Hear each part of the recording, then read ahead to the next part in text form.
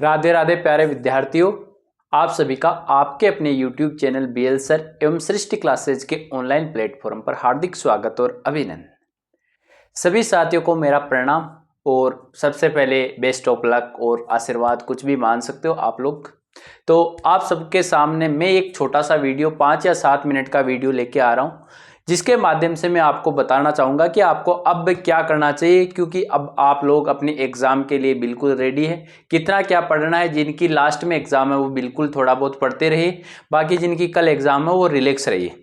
अब आज आप कुछ पढ़ के भी कोई विशेष ज़्यादा प्रिपेयर नहीं कर पाओगे, केवल आप कुछ अपनी बातें यदि सुधार लोगे तो भी जितना आप एक दो पढ़ने की कोशिश करोगे वो आप एग्ज़ाम हॉल में वैसे ही ज़्यादा सही करके आओगे, क्योंकि आपको अपना माइंड है वो रिलैक्स रखना है। एक तो आज एक 4th ग्रेड वाला ये चक्कर फंसा रखा है, जो साथी सबने 4th ग्रेड की एग्ज़ाम दी है तो वो भी एक डाउट है, उसको लेकर भी आप ऐसे डिस्टर्ब हो रहे होंगे। तो नो टेंशन रहिए, जैसा लिखा हुआ है वैसा रिजल्ट आपको मिल जाएगा। आप बेफिक्र रहिए, उस साइड की ओर मत जाइए। कल आपका एग्ज़ाम है लेवल 1 का, उन साथियों को केवल अपने एग्जाम को ध्यान में रखना है, अपने माइंड को रिलैक्स रखना है। आपको आज PDF चेक ही नहीं करनी, आप तो मस्त रहिए। आप ऐसे मानिए मेरा सिलेक्शन हो गया, मैं कल एग्जाम देने के बाद में देखूंगा कि PDF में क्या हुआ, क्योंकि यदि आपका हो गया तो भी आपको पूरी रात नींद नहीं आएगी, और यदि नहीं हुआ है तो भी आपको ये प्रॉब्लम होगी 48,000 में 54,000 में भी मेरा नहीं हुआ तो मेरा अब कहाँ होगा। तो साथियों ये सब आप टेंशन छोड़ दीजिए, आप बिल्कुल फ्री माइंड दीजिए। रीट मुख्य परीक्षा के बारे में अंतिम संदेश में यही देना चाहता हूं कि आपको पैनिक नहीं होना है, आप अपने रिलैक्स दीजिए, ना कोई किताबें ज़्यादा उल्ट पुल्ट करनी है, ना किसी से नोट्स मांगने, कुछ नहीं करना है, मस्त रहिए। आप 2 या 4 क्वेश्चन ऐसे एग्जाम हॉल में ज़्यादा सही कर लोगे, आज पढ़ोगे माइंड डिस्टर्ब करोगे कोई मतलब नहीं है, और वो रिजल्ट है उसको एक बार साइड में रखिए, मस्त रहिए। जहाँ पर भी जाइए आप अपने सेंटर की ओर बिल्कुल पहुँच गए होंगे तो वहाँ मस्त रहिए, चिल कीजिए। शानदार मैं तो यही कहना चाहता हूँ, मस्त रहिए, कुछ भी मत पढ़िए, किसी का कोई यूट्यूब का कोई वीडियो नहीं देखना है। मेरा वीडियो भी यदि आप देख रहे हो तो बंद भी कर सकते हो, और देखना चाहते हो तो लास्ट तक देखना चाहते हो, क्योंकि आज आपको बहुत सारे वीडियोज मिलेंगे, ये देख लो वो देख लो। अभी मैराथन भी चल रही होगी, तो जिनकी लास्ट तक एग्जाम है वो जरूर देखें। बाकी आप लोग मस्त रहिए। मैं अभी वीडियो देना बंद कर दिया हूं, मैं नहीं दे रहा वीडियो, क्योंकि मुझे पता है कि अब कुछ होना जाना है नहीं, ठीक है। अब आपको क्या नहीं करना है इन बातों पर। पहली बात तो आपके माइंड में क्या क्या आ रहा है। आपके माइंड में जब भी आप एग्जाम देने जाते हो ये बातें बिल्कुल आती हैं कि कितने % करने हैं। एक बात तो ये सोच रहे होंगे कि मैं कितने % करूं तो इस भर्ती में मेरा सिलेक्शन हो जाए। तो ये देखो, इसका आंसर ये है, अभी कुछ मत सोचो, अभी कुछ मत सोचो। एग्जाम हॉल के अंतर्गत आपको कितना आता है उसके अकॉर्डिंग देखेंगे। पेपर कैसा आएगा, पेपर बिल्कुल आप लोगों के लिए आसान आएगा, टेंशन लेने की आवश्यकता नहीं है। लगभग 60% पेपर इजी आता है, 40% मॉडरेट पेपर रहता है, जिसमें 30% मॉडरेट, 10% वेरी हाई लेवल। उन 1-2 क्वेश्चन जो एक पेपर में, ऐसे मान लो पहला ही क्वेश्चन, क्योंकि पेपर सेट अलग अलग बनते हैं आजकल, 24 पेपर बनाते हैं, तो आप कहीं पहले ही क्वेश्चन को देखकर आप तो ऐसे सोचने लग जाओ ये ले मेरे साथ में क्या हुआ। तो टेंशन लेने की आवश्यकता नहीं, पहला नहीं आता कोई बात नहीं, दूसरा नहीं आता कोई बात नहीं, मस्त रहिए, रिलैक्स रहिए। आगे बिल्कुल आपको कंटिन्यू आएंगे। कई जगह ऐसे होंगे कंटिन्यू 3-4 क्वेश्चन नहीं आएंगे तो आप सोचोगे ये लो मैं तो मेरिट से बाहर हो गया। वहां आपको कोई मेरिट का निर्धारण नहीं करना, आपको मस्त रहना, मजे में रहना है। जब तक सबसे पहले आज कितना पढ़े, मैं कह रहा हूं बिल्कुल नहीं पढ़ना, आपको बिल्कुल भी नहीं पढ़ना है। कट ऑफ कितनी जाएगी ये भविष्य की बात है, जितनी चाहेगी उतनी चली जाएगी, अपने हाथ में कुछ नहीं रहे, मस्त रहिए। मेरा सिलेक्शन होगा या नहीं, आपने मेहनत की है, 3-4 महीने दिए तो आपका श्योर सिलेक्शन होगा, इसकी भी आप टेंशन छोड़ दीजिए, ठीक है। और 4th ग्रेड वाली मैं पहले ही बात बता चुका हूं, मस्त रहिए, कोई टेंशन लेने की आवश्यकता नहीं है। परीक्षा केंद्र पर खुद को कैसे संभालें, हाँ ये इंपॉर्टेंट बात है। परीक्षा केंद्र पर देखो, कोई भी साथी है, मस्ती से कुछ ना कुछ जो साथी मिलते हैं आपके साथी होंगे, उनसे मस्त बात कीजिए। पढ़ाई को लेकर कोई बात नहीं करनी है, उससे रिलेटेड कोई सन वगैरह वहां नहीं पूछनी है, मस्त रहिए। कोई उन्दी सुंदी गबीड़ दीजिए, मारवाड़ी में कहूँ है तो अड़ाम सड़ाम बातें कीजिए, मस्त रहिए, शानदार चिल रहिए, ठीक है। अब आपको नेगेटिव मार्किंग से कैसे बचना है ये मैं बाद में बताऊंगा, ठीक है। उसके बाद में ये आपको सबसे पहले मुख्य बात ये ध्यान रखनी है, आपको आज आपके पास में 2 पारदर्शी पेन होने चाहिए। मैं कहूँ तो मारवाड़ी में 3-3 रुपया पेन चौका रहेगा, 3-3 रुपया पेन रखना चाहिए एग्जाम देने के लिए। आपके पास में ओरिजिनल आधार कार्ड होना चाहिए, फोटोकॉपी की कोई आवश्यकता नहीं है, फोटोकॉपी करवाने के पैसे मत लेना, ठीक है। पासपोर्ट साइज फोटो आपके पास में बिल्कुल होनी चाहिए, अभी रख लो, सुबह के एक जगह होनी चाहिए और 2 घंटे पहले अवश्य पहुंच जाए। जहां पर भी आपका सेंटर है कोशिश कीजिए कि 2 घंटे पहले पहुंच जाए, क्योंकि 1 घंटे पहले तो वैसे ही जाना होता है। जिस टाइम एंट्री शुरू होना है उससे पहले आप लोग वहां तक पहुंच जाए, ये कोशिश कीजिए, क्योंकि लास्ट में भागा दौड़ी ना करनी पड़े। ये चीज़ें बिल्कुल लेके जाए, क्योंकि हर बार कुछ स्टूडेंट की फ़ोटो गिर जाती है, कहीं कहीं और रह जाता है, तो 1-2 फोटो एक्स्ट्रा अपने बैग में ऐसे पटके हुए रखे, एक बैग में रखे, एक कोई जेब में रखे फोटो, और एडमिट कार्ड बिल्कुल 2-3 प्रिंट रखे एडमिट कार्ड के भी, और मस्त रहिए, ओरिजिनल आधार कार्ड रखना है, ये आपके पास में होनी चाहिए। कोशिश कीजिए जहाँ पर भी आपका सेंटर है वहाँ तक आप इतनी पास में जाके रुके कि आप वहाँ तक पहुँच सकते हो। और ये मैं पहले ही दे रहा हूँ, अभी रुको। अब सबसे पहले आपको पेपर को ढंग से देखना है, पेपर आए OMR को ढंग से फिल करना है।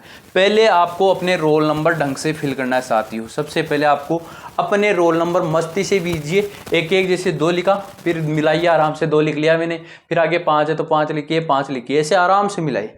पेपर कोड आराम से पढ़ना है, OMR की फिल करनी है, आराम से सिग्नेचर करने, मस्त रहने, फिर पेपर को खोलना है, OMR को रख देना।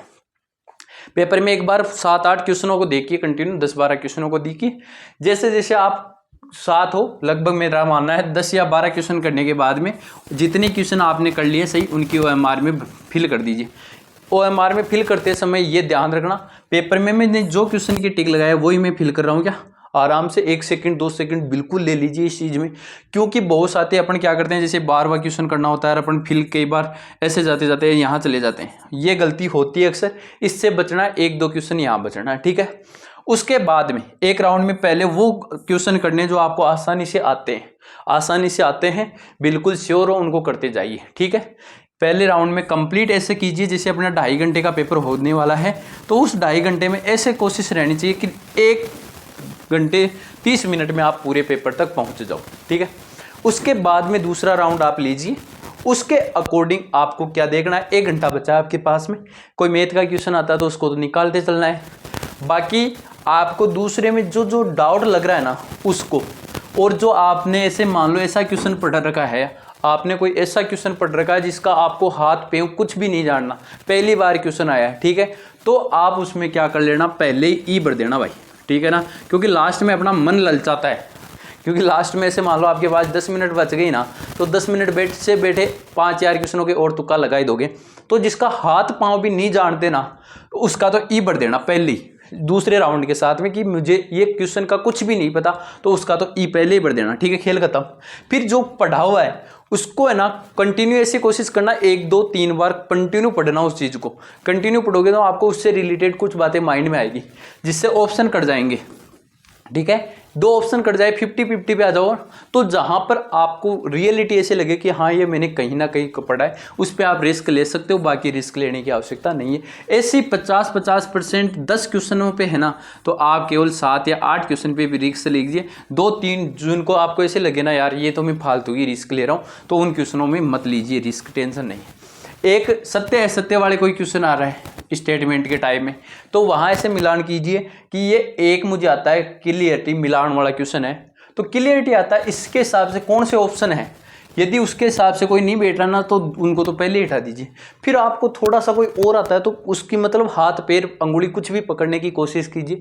ऐसा स्टेटमेंट में यदि कोई लिखना है, आपको 4 स्टेटमेंट लिखे हुए हैं, तो आपको नीचे ए बे सही, तो ऐसे देख लेना कि ये कन्फर्म गलत है, जैसे स को कन्फर्म गलत है, तो ये स कन्फर्म किस में गलत हो रहा है, उनको उठा के फिर ऐसे बढ़ने की कोशिश कीजिए। ये ऐसा काम करना है, ठीक है। ज़्यादा नेगेटिव नहीं करना है, पेपर की जो कट ऑफ रहेगी वो उस लेवल के हिसाब से आ जाएगी, आपको ज़्यादा अटेम्प्ट करने की आवश्यकता है नहीं, ठीक है।